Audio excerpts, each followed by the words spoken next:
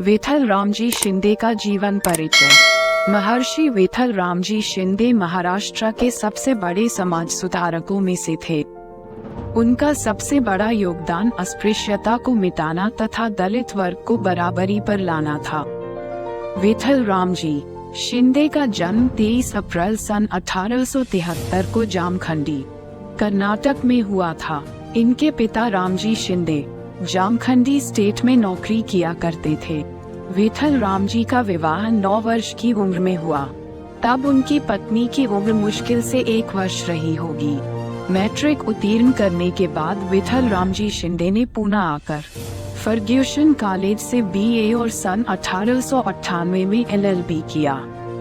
इस दौरान उन्हें पुणे के प्रसिद्ध वकील गंगाराम भाव मेहसके और बड़ौदा के महाराजा सयाजीराव गायकवाड़ से आर्थिक सहायता मिली थी। शुरू में विठल रामजी शिंदे प्रार्थना समाज के संपर्क में आए थे।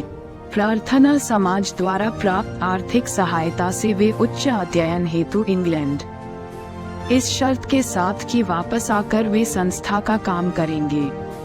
इंग्लैंड स्थित ऑक्सफोर्ड विश्वविद्यालय के मैनचेस्टर कॉलेज में शिंदे ने विभिन्न धर्मों, खासकर बौद्ध धर्म और पाली भाषा का गहन अध्ययन किया।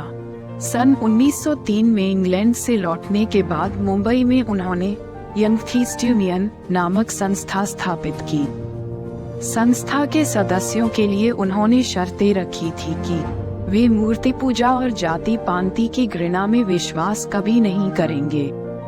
वे सन 1913 तक प्रार्थना समाज में रहे। वर्ष 1905 में पुणे के मिठनगंज पेठ में अछूतों के लिए रात्रि स्कूल खोला। इसी प्रकार 14 मार्च 1907 को अछूत जातियों के सामाजिक धार्मिक सुधार के निमित्त सोमवंशीय मित्र समाज की स्थापना की। प्रार्थना समाज की ओर से 18 अक्टूबर 1906 को डिप्रेस्ड क्लासेस मिशन की स्थापना की गई थी। विठल रामजी शिंदे इसके महासचिव थे और सन 1917 को उन्होंने अखिल भारतीय निराश्रित अस्पृश्यता निवारक संघ की स्थापना की। सन 1916 के भारतीय राष्ट्रीय कांग्रेस के लखनऊ पैक्ट को भारी समर्थन दिया।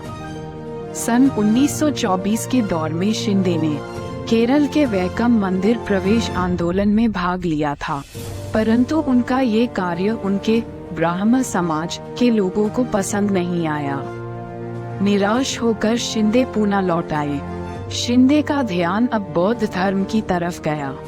उन्होंने धम्मपद आदि ग्रंथों का गहन अध्ययन किया। इसी अध्ययन के सिलसिले में सन 1927 में उन्होंने बर्मा की यात्रा की थी। विठल रामजी शिंदे भारत के महाराष्ट्र में एक सामाजिक और धार्मिक सुधारक थे। वह भारत की आजादी से पहले के उदारवादी विचारकों और सुधारवादियों में प्रमुख थे। उन्हें एक समाज सुधारक और भारतीय समाज में अधिक समानता के लिए लड़ने वाले कार्यकर्ता के रूप में पहचाना जाता है। उन्हें विशेष रूप से अस्पृश्यता की प्रथा का विरोध करने और दलितों जैसे अछूतों के लिए समर्थन और शिक्षा की वकालत करने के लिए जाना जाता है।